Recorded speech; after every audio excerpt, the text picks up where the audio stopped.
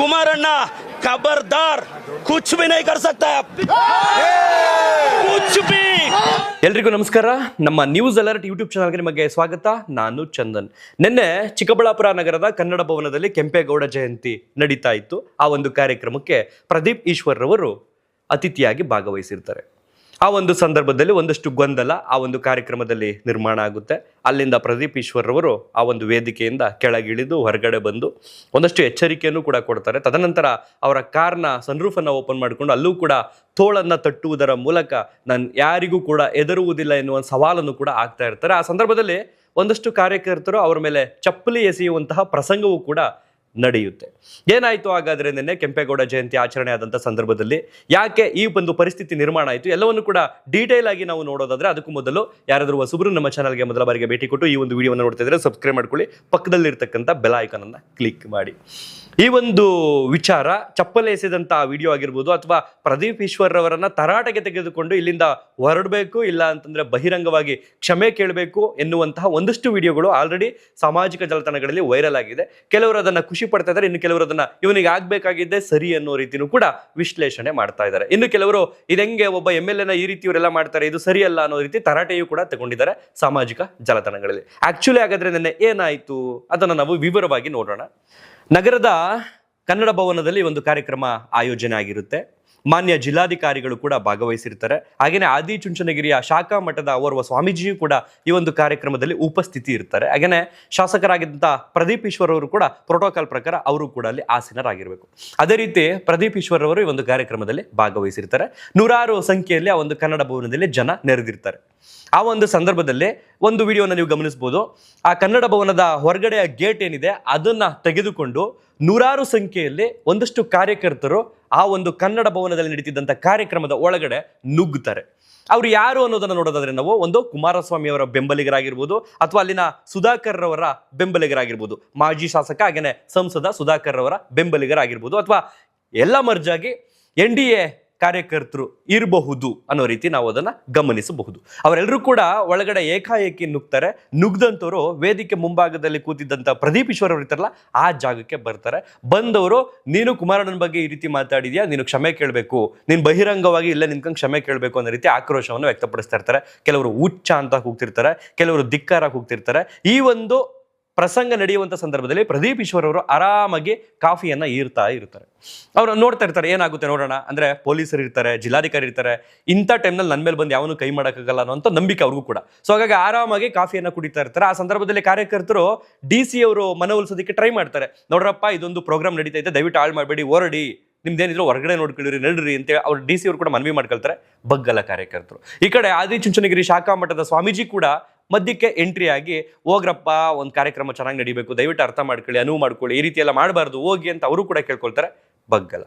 So ಇದೆಲ್ಲವನ್ನು ಕೂಡ ಗಮನಿಸಿದಂತ ಪ್ರದೀಪ್ ಈಶ್ವರ್ ಏನ್ ಮಾಡ್ತಾರೆ, ನನ್ನಿಂದ ಈ ಕಾರ್ಯಕ್ರಮ ನಿಲ್ಲೋದು ಬೇಡ ಅನ್ನೋ ಕಾರಣಕ್ಕೆ ಏನ್ ಮಾಡ್ತಾರೆ, ಅಲ್ಲಿಂದ ಹೊರಗಡೆ ಬರ್ತಾರೆ.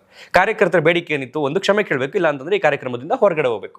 ಸೊ ಆ ಕಾರಣದಿಂದ ಪ್ರದೀಪ್ ಈಶ್ವರ್ ಅವರು ಏನ್ ಮಾಡ್ತಾರೆ, ಕಾರ್ಯಕ್ರಮದಿಂದ ಹೊರಗಡೆ ಬರುವಂತ ಪರಿಸ್ಥಿತಿಯಲ್ಲಿ ನಿರ್ಮಾಣ ಆಗುತ್ತೆ. ಬಹುಶಃ ಈ ಒಂದು ಕಾರ್ಯಕ್ರಮ ನನ್ನಿಂದ ನಿಲ್ಬಾರ್ದು ಅನ್ನೋ ಮನಸ್ಥಿತಿಯಿಂದ ಇರಬೇಕು, ಬಂದ್ಬಿಡ್ತಾರೆ. ಬಂದಂತವರು ಆ ಕನ್ನಡ ಭವನದ ಎಂಟ್ರಿ ಏನಿದೆ ಒಂದಷ್ಟು ಮಾಧ್ಯಮಗಳಿಗೆ ಪ್ರತಿಕ್ರಿಯೆಯನ್ನು ಕೊಡ್ತಾರೆ. ಅದರಲ್ಲಿ ಕುಮಾರಸ್ವಾಮಿ ಅವರಿಗೆ ಎಚ್ಚರಿಕೆಯನ್ನು ಕೂಡ ಕೊಡ್ತಾರೆ ಖಬರ್ದಾರ್ ಎನ್ನುವ ಮೂಲಕ. ಖಬರ್ದಾರ್ ಅನ್ನೋ ಹಿಂದಿ ಪದ ಏನನ್ನ ಸೂಚಿಸುತ್ತೆ ಅಂತಂದ್ರೆ ಎಚ್ಚರಿಕೆ, ಹುಷಾರಾಗಿರೋ, ಇದೆಲ್ಲ ಸರಿ ಬರಲ್ಲ ಅನ್ನೋ ರೀತಿ ಇರುತ್ತೆ. ಸೊ ಅಲ್ಲಿ ಮೆನ್ಷನ್ ಮಾಡಿ ಹೇಳ್ತಾರೆ ಅವರು, ಕುಮಾರಣ್ಣ ಒಬ್ಬ ಐಯಿಂದ ಹುಡುಗನ ನೀನು ಈ ರೀತಿ ಮಾಡಿಸಿದ್ಯಾ, ನಿನ್ ಚೇಲಾಗಳನ್ನ ಕಳಿಸಿ ಒಂದಷ್ಟು ಜನಕ್ಕೆ ಎಣ್ಣೆ ಕುಡಿಸ್ಬಿಟ್ಟು ನನಗೆ ಅವಮಾನ ಮಾಡಿಸಿದ್ಯಾ, ಒಬ್ಬ OBC ಹುಡುಗ, ಜಿಲ್ಲೆಯ ಈ ತಾಲೂಕಿನ ಶೋಷಿತ ಹುಡುಗ, ನಾನು ಕೆಳಮಟ್ಟದ ಹುಡುಗ, ನಾನು ನನ್ನಂತವನಿಗೆ ಅವಮಾನ ಮಾಡಿದ್ದೀರಿ, ನಿಮ್ಮ ಕಾರ್ಯಕ್ರಮದಲ್ಲಿ ಈ ರೀತಿ ಮಾಡಿದ್ದೀರಿ, ನಮ್ಮ ಯಾವುದಾದ್ರೂ ನಾಯಕರ ಕಾರ್ಯಕ್ರಮ ನಡೆಯುವಂಥ ಸಂದರ್ಭದಲ್ಲಿ ನಿಮ್ಗೆ ಈ ರೀತಿ ಮಾಡಿದ್ರೆ ಹೆಂಗಿರುತ್ತೆ ಅನ್ನೋ ರೀತಿ ಆಕ್ರೋಶವನ್ನ, ಅಸಮಾಧಾನವನ್ನ ವ್ಯಕ್ತಪಡಿಸ್ತಾರೆ. ಜೊತೆಗೆ ಮತ್ತೆ ಕೂಡ ಪ್ರಶ್ನೆ ಕೇಳ್ತಾರೆ, 32 ಎಕರೆ ಜಮೀನನ್ನ ನೀವು ಬದನೆಕಾಯಿ ಮಾರ್ಬಿಟ್ಟು ತಕೊಂಡ್ರಾ, ಅದಕ್ಕೆ ಉತ್ತರ ಕೊಡಿ ಅಂತಲೂ ಕೂಡ ಹೇಳ್ತಾರೆ. ಅದಾದ ನಂತರ ಪ್ರದೀಪ್ ಈಶ್ವರ್ ಅವರಿಗೆ ಅಲ್ಲಿ ಅಸಮಾಧಾನ ಇರುತ್ತೆ. ಆ ಕ್ಷಣದಲ್ಲಿ ನನ್ನನ್ನು ಕಳಿಸ್ಬಿಟ್ರಲ್ಲ, ನನ್ನನ್ನು ಕೆಳಗಿಳಿಸುವಂಥ ಪರಿಸ್ಥಿತಿ ನಿರ್ಮಾಣ ಆಯ್ತಲ್ಲ, ಪ್ರೋಟೋಕಾಲ್ ಪ್ರಕಾರ ಈಸ್ MLA, ಸೊ ಅಂಥವ್ರನ್ನೇ ಕೆಳಗಿಳಿಸ್ಬಿಟ್ರಲ್ಲ ಅನ್ನೋ ಆಕ್ರೋಶದಿಂದ ಏನು ಮಾಡ್ತಾರೆ, ಇದು ಯಾವ ಕಾರಣಕ್ಕೂ ನನ್ನ ಕಾರ್ಯಕರ್ತರಿಗೆ ಬೇಸರ ಆಗಬಾರ್ದು ಅನ್ನೋ ಕಾರಣಕ್ಕೆ ತಮ್ಮ ಕಾರನ್ನು ಹತ್ತಿ ಅಲ್ಲಿ ಸನ್ರೂಫನ್ನು ಓಪನ್ ಮಾಡಿಕೊಂಡು ಆ ಸನ್ರೂಫ್ ಮುಂಭಾಗದಲ್ಲಿ ಕಾರ್ಯಕರ್ತರಿಗೆ ಕೈ ಬೀಸಿ ತೋಳನ್ನು ತಟ್ಟುವ ಪ್ರಸಂಗವೂ ಕೂಡ ನಡೆಯುತ್ತೆ. ತೋಳ ಯಾಕೆ ತಟ್ಟಿದ್ರು ಅಂತಂದ್ರೆ ಆ ಒಂದು ಜಾಗದಲ್ಲಿ ನೂರಾರು ಜನ ಇವರು ಕಾರ್ ಹೋಗುವಂತ ಸಂದರ್ಭದಲ್ಲಿ ಇದ್ದಂತ ಬೆಂಬಲಿಗರು ಕೇವಲ ಇವ್ರ ಬೆಂಬಲಿಗರೇ ಇರಲಿಲ್ಲ, ಇವರ ವಿರೋಧಿ ಕಾರ್ಯಕರ್ತರು ಕೂಡ ಇದ್ರು. ಅಂದ್ರೆ NDA ಪಕ್ಷದ ಕಾರ್ಯಕರ್ತರು ಕೂಡ ಇದ್ದಿದ್ರಿಂದ ಅವರುಗಳಿಗೆ ನೋಡ್ರೋ ನಾನೇನು ತಲೆ ಕೆಡಿಸ್ಕೊಳ್ಳಲ್ಲ, ನೀವೇನೇ ಮಾಡಿದ್ರು ಏನು ಕೇರ್ ಮಾಡಲ್ಲ ಅನ್ನೋ ರೀತಿ ತೋಳನ್ನ ತಟ್ತಾರೆ, ಆಕ್ರೋಶವನ್ನು ವ್ಯಕ್ತಪಡಿಸ್ತಾರೆ. ಕುಚ್ ಬಿ ನೈಕರ್ ಸಾಕ್ತಾ ಹೇ ಅಂತ ಅಂದ್ಬಿಟ್ಟು ತಲೆ ಕೂದಲು ಕೂಡ ತೋರಿಸ್ತಾರೆ ಪ್ರದೀಪ್ ಈಶ್ವರ್ ಅವರು. ಸೊ ಎಷ್ಟು ಆಕ್ರೋಶವನ್ನ ಹೊರ ಹಾಕ್ಬೇಕು, ಎಷ್ಟು ಅಸಮಾಧಾನವನ್ನ ಹೊರ ಹಾಕ್ಬೇಕು ಅಷ್ಟನ್ನು ಕೂಡ ಪ್ರದೀಪ್ ಈಶ್ವರ್ ಅವರು ನೆನೆ ಮನಸ್ಸಲ್ಲಿ ಇಟ್ಕೊಳ್ಳದೆ ಹಾಕ್ಬಿಡ್ತಾರೆ. ಅದಾದ ನಂತರ ಯಾವಾಗ ಇವರು ಆಚೆ ಬಂದು ಕಾರಲ್ಲಿ ಸನ್ರೂಫ್ ಹತ್ಕೊಂಡು ಹಿಂಗೆಲ್ಲ ಮಾಡ್ಕೊಂಡು ತೊಡೆ ತಡ್ತಾ ಇರ್ತಾರೆ, ತೋಳ್ ತಡ್ತಾ ಇರ್ತಾರೆ, ಆ ಸಂದರ್ಭದಲ್ಲಿ ಒಂದಿಬ್ರು, ನಾನು ಅದನ್ನ ಪ್ರಸಾರ ಮಾಡಿದೆ ನೋಡ್ಬೋದು ನೀವು, ಏನ್ ಬಲವಾಗಿ ಬಂದು ಒಳ್ಳೆ ಈ ಕ್ರಿಕೆಟ್ ಅಲ್ಲಿ ಬೌಲಿಂಗ್ ಮಾಡ್ತಾರಲ್ಲ ಆ ರೇಂಜ್ಗೆ ಚಪ್ಪಲಿ ಎಸ್ತವನು ಓರ್ವ ವ್ಯಕ್ತಿ, ಆ ಚಪ್ಪಲಿ ಹೋಗಿ ಪ್ರದೀಪ್ ಈಶ್ವರ್ ಅವರು ತಗ್ಲಿಲ್ಲ, ಬದಲಿಗೆ ಅಲ್ಲಿದ್ದಂಥ ಒಬ್ಬ ಪೊಲೀಸ್ ಆಫೀಸರ್ನ ಟೋಪಿಗೆ ತಗ್ಲೈತೆ.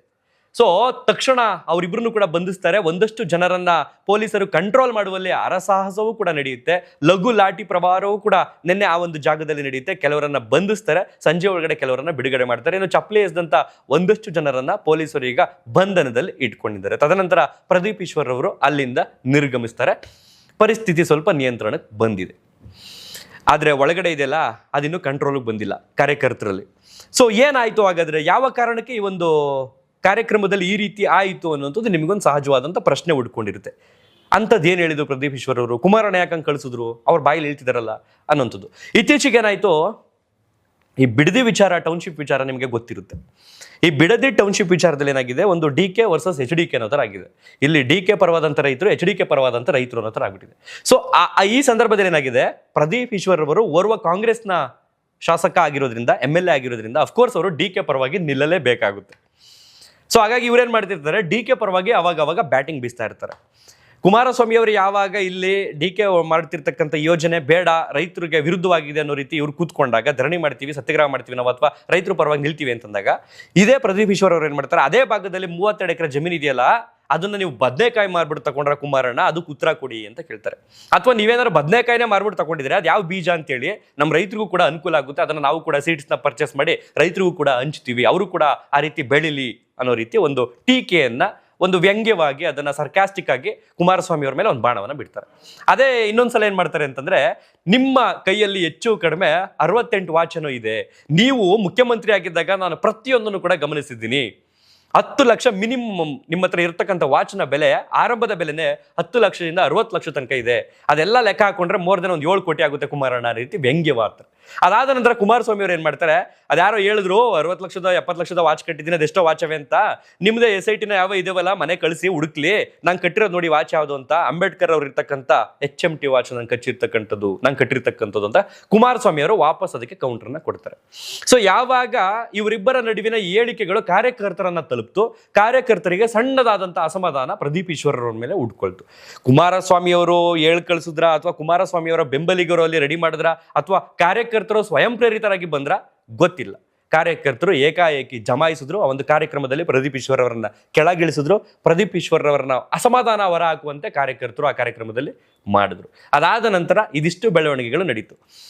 ಗೊತ್ತಿಲ್ಲ ಈಗ ಏನಾಗುತ್ತೆ ಅನ್ನೋಂಥದ್ದು. ಅದಾದ ನಂತರ ಸುಧಾಕರ್ ಅವರು ಕೂಡ ಎಂಟ್ರಿ ಆಗ್ತಾರೆ ಈ ಒಂದು ವಿಚಾರದಲ್ಲಿ. ಅವ್ರೇನ್ ಹೇಳ್ತಾರೆ ಅಂತಂದ್ರೆ, OBC ನಾಯಕ ನೀನು ಒಬ್ಬನೇನಲ್ಲಪ್ಪ, ನಿಮ್ ಸಿದ್ದರಾಮಯ್ಯನವ್ರು ಇರ್ಲಿಲ್ವಾ, ಅವ್ರನ್ನ ಯಾರಾದ್ರೂ ಈ ರೀತಿ ಮಾಡಿದಾರಾ, ಪ್ರೆಸೆಂಟ್ ಈಗ BK ಹರಿಪ್ರಸಾದ್ ಅವ್ರು ಇಲ್ವಾ KPCC ಅಧ್ಯಕ್ಷ, ಅವ್ರ ಅಹಿಂದ ಅಲ್ವಾ, ಅವ್ರು OBC ಅಲ್ವಾ, ಅವ್ರಿಗೆ ಯಾರು ಏನು ಮಾಡಿದಾರಾ, ನೀನ್ ಒಬ್ಬಂಗೆ ಹಿಂಗ್ ಮಾಡ್ತವ್ರೆ ಅಂತಂದ್ರೆ ಅರ್ಥ ಮಾಡ್ಕೋ, ನಿನ್ ಮಾತು ಕಂಟ್ರೋಲ್ ಮಾಡ್ಕೋ ಅಂತ ಬುದ್ಧಿಯನ್ನ ಹೇಳ್ತಾರೆ. ಸೊ ಇದಿಷ್ಟು ಪ್ರಸಂಗಕ್ಕೆ ನನ್ನ ಚಿಕ್ಕಬಳ್ಳಾಪುರ ನಗರದ ಕನ್ನಡ ಭವನ ಸಾಕ್ಷಿ ಆಯಿತು.